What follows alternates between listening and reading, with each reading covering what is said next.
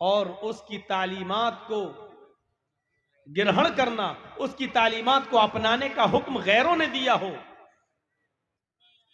वेदाहमित पुरुष महानिमादित्य वरुण तपस प्रस्तात् यन्याय। अहमद एक महान पुरुष बनकर आएगा। वेद अहमद, वेद अहमित पुरुष, अहमद एक महान पुरुष बनकर जन्म लेगा। अंतिम ऋषि होगा, कल की अवतार होगा, आखिरी पैगंबर होगा। वरुण तपसा ईश्वर का, अल्लाह का बहुत ही ज्यादा नाम लेने वाला होगा, ईश्वर का बहुत बड़ा पुजारी होगा, अल्लाह की बहुत ज्यादा भक्ति और इबादत करने वाला होगा। प्रस्ताद ईश्वर की तरफ से जो वो शिक्षा लेकर आएगा, जो तालीम लेकर आएगा, उसी को तुम ग्रहण कर लेना, उसी को तुम मान लेना। उस अहम्मद की तालीम पर, उसकी शिक्षा पर तुम चलना, उसी के नक्शे कदम पर तुम चलना, उसी को फॉलो करना। तुम्हारी नजात अहमद के रास्ते में ही है। अहमद की तालीम पर अमल करने से ही तुम्हारी नजात है।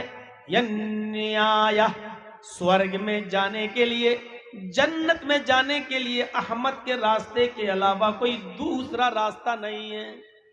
अहमद के तरीके के अलावा कोई दूसरा तरीका नहीं है। अहमद के रास्ते के अलावा कोई दूसरा रास्ता नहीं है।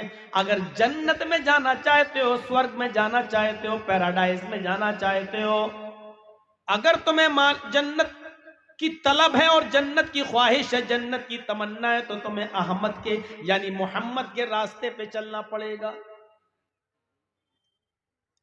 जिसको हिंदू धर्म की किताबें ये कह रही हो और जिसको स्वीकार किया हो, और आज हम मुसलमान होकर ही मोहम्मद रसूलुल्लाह के रास्ते को हम अपनाने के लिए तैयार नहीं। कितनी नाफरमानियां हम कर जाते हैं, कितने बड़े बड़े गुनाह हम कर जाते हैं, हमें इस बात का एहसास भी नहीं है। एक शख्स खाना खा रहा है, पढ़िए मुस्लिम शरीफ की हदीस, एक शख्स खाना खा रहा है और वो बाएं हाथ से खाना खा रहा है। अल्लाह के नबी सल्लल्लाहु अलैहि वसल्लम ने उसको उल्टे हाथ से, बाएं हाथ से खाना खाते हुए देखा तो उससे फरमाया, कुल बियमीनिक, अपने दाहिने हाथ से खाना खाओ।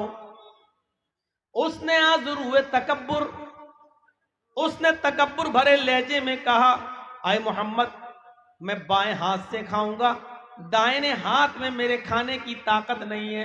मैंने मतलब उसका यह था कि मैं उल्टे हाथ से खाऊं, आपका क्या जा रहा है, दोनों हाथ मेरे हैं, मैं उल्टे ही हाथ से, बाएं हाथ से खाना खाऊंगा, आपको क्या है। अल्लाह के नबी ने फरमाया, उसकी इस तकब्बुराना जुमले को देखा तो अल्लाह के नबी ने कहा, अल्लाह करे कि तेरा दाहिना हाथ खाने के लायक ना रहे। उस दिन की तारीख से आखिरी दम तक, लास्ट डे तक, उसके मरने के दम तक वो दाहिने हाथ से कोई काम करने के लायक नहीं रहा। इतनी सी बात उसने कह दी थी कि दोनों हाथ मेरे हैं, मैं दाहिने हाथ से नहीं खाता, बाएं हाथ से खाता हूं, आपका क्या जा रहा है।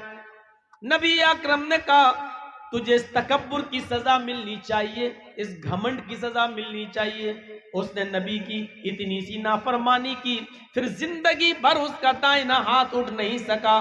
खाना तो छोड़ो, फिर जिंदगी का कोई अच्छा से अच्छा या बुरा से बुरा कोई काम वो अपने दाहिने हाथ से, सीधे हाथ से न कर सका, उसके लायक नहीं रहा। हम तो दिन भर में पता नहीं मोहम्मद रसूलुल्लाह की कितनी नाफरमानियां कर देते हैं। हम रसूलुल्लाह की तालीमात को अपने पैरों से कुचल रहे हैं। हम इस्लाम की शिक्षा और इस्लाम की तालीमात पर अमल नहीं कर रहे हैं। हमें डरना चाहिए कि कहीं अल्लाह की तरफ से हमारे ऊपर कोई खतरनाक अज़ाब ना आ जाए। हम जरा दूसरी तरफ भी नजर डाल के देखें। एक तरफ हमारे बहुत से मुसलमान भाई आजमाइशों में मुब्तला हैं, आप त्रिपुरा के हालात पे नजर डालिए, हमारी इबादत गाहें जलाई जा रही हैं। आप त्रिपुरा के हालात पे नजर डालिए, हमारी मुकद्दस किताब जिस पर हम ईमान लाए हैं कुरान करीम को जलाया जा रहा है। और यहां एक हम मुसलमान हैं जो हम मैच देखने में मसरूफ हैं। वर्ल्ड कप कौन जीतता है, सेमीफाइनल में कौन पहुंचा हुआ है, किस टीम ने कितने रन बनाए हैं, हम तसव्वुर करें कि हम खड़े कहां हैं। हम अपने दिमाग पर जरा जोर लगाकर देखें, जो हालात त्रिपुरा पे गुजरे हैं कल हमारे ऊपर भी गुजर सकते हैं, क्योंकि ये मंसूबे बड़े बड़े ऐवानों में बैठकर हल होते हैं, प्लानिंग होती है। सियासत कैसे की जाए, बिहार की कुर्सी कैसे संभाली जाए, आसाम की कुर्सी कैसे हासिल हो। जो गेम आपके बिहार में खेला गया है वही गेम मेरे भाइयों अब यूपी में खेलने की कोशिश की जा रही है। उत्तर प्रदेश में भी चुनाव करीब है। किस तरीके से मुसलमानों को आपस में लड़ाया जाए, मुसलमानों को बांटा जाए, हिंदू मुस्लिम की राजनीति की जाए, हमारे खिलाफ मंसूबे हो रहे हैं, हमें आपस में लड़ाने की प्लानिंग हो रही है। जरा तसव्वुर कीजिए कि किस तरीके से आज गैर मुस्लिमों की यूनिवर्सिटियों में मुसलमान लड़कों को आरक्षण नहीं मिल रहा है, रिजर्वेशन नहीं है, उनको पढ़ने की इजाजत नहीं है, लेकिन मुस्लिम लड़कियों के लिए रिजर्वेशन दिया जा रहा है।